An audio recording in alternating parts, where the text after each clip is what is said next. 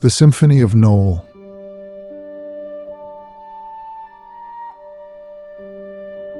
I have lived long enough to understand that the most precious things in life rarely announce themselves with fanfare.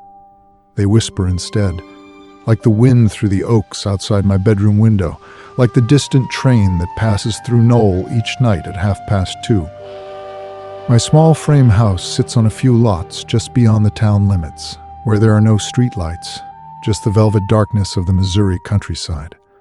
The house itself is modest, built in 2007 with good bones and a wide porch that wraps the house on 3 sides. Most importantly, it has windows that open, and I keep the one by my bed open nearly every night of the year, weather permitting. City folks who occasionally pass through Noel often ask me if I ever get lonely out here. I smile and shake my head, because how could I explain that I am never truly alone? The Ozark Hills hold too much life, make too much music for loneliness to take root. In the spring, when the earth softens and the world turns green again, the rains come. I lie in my bed and listen to the first drops hitting the metal roof, a tentative patter that builds into a steady drumming. The rain speaks in different voices. Sometimes it falls gentle and straight, whispering secrets to the newly planted gardens. Other times it sweeps in sideways, driven by storms that rumble across the hills like ancient gods clearing their throats. During those storms, I prop myself up on my pillows and watch the lightning illuminate my bedroom in stark bursts of white. The thunder follows seconds later, rolling through the hollows and echoing off the limestone bluffs that give these rolling Ozark hills their character. I love the spring storms, their raw power and the way they make me feel small and significant all at once. The cows in the nearby pasture, those belonging to my neighbor Robert Stauber, stand nervously during the worst of it, their voices carrying through the rain-soaked air to my window. I find their sound comforting, a reminder that other living things are riding out the storm alongside me, that fear and endurance are shared experiences.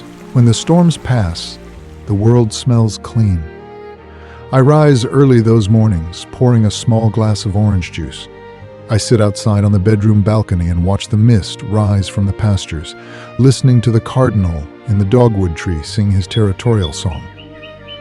The train whistle sounds in the distance, the morning freight heading south toward Arkansas, and I raise my glass in silent salute. Summer brings different music. The cows graze lazily in the heat, their movements slow and deliberate.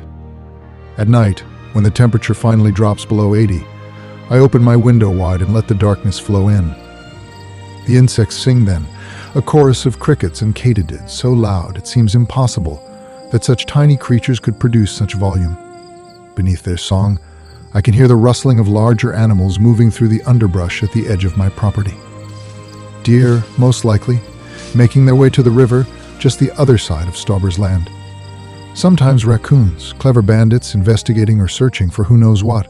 Once I saw a doe and a fawn cross my driveway in the moonlight, moving with liquid grace, utterly silent. I had not heard them approach or leave, but I lay awake for an hour afterward, marveling at the wildness that still exists so close to my bedroom window. The train always comes at 2:30, regular as a heartbeat. I stopped needing to check the clock years ago. When I hear that whistle, low and lonesome, echoing across the hills, I know the new day is not far away. The whistle sounds once as the train approaches the crossing on Main Street, then twice more as it passes through town. Sometimes, if the wind is right, I can hear the rhythmic clacking of the wheels on the rails, a sound that seems to come from another era entirely.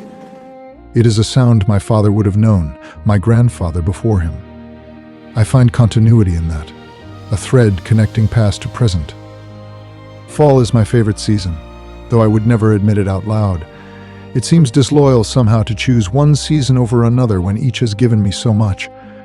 But there is something about autumn in the Ozarks that touches me deeply. The leaves turn slowly here, not in the dramatic sweeps I've read about in New England, but in a gradual blending of green to gold to rust. When the wind comes pulling those leaves from their branches, it creates a sound like rainfall. I lie in bed and listen to them skitter across my roof, tumble along the driveway, pile against the fence posts. The cows seem to sense the changing season too. Their voices take on a different quality, somehow more plaintive, as if they are saying goodbye to the warm months. The deer move more during fall, bolder now as the rut approaches. I can hear them sometimes, crashing through the brush with less caution than in summer, and the train whistle seems to carry farther in the cool, crisp air, reaching me earlier, lingering longer. Winter brings stillness. This is the hardest season for me, when arthritis makes my joints ache and the cold forces me to close my window more often than I like. But even in winter, even with the window closed, I can sense the quiet outside. Snow rarely lasts long in the Ozarks, but when it does fall, it muffles everything. On those nights, I bundle myself in quilts robin-made and listen to the absence of sound, which is itself a kind of music. The cows are in the barn. The deer are bedded down. Even the train seems to pass more quietly, as if reluctant to disturb the peace.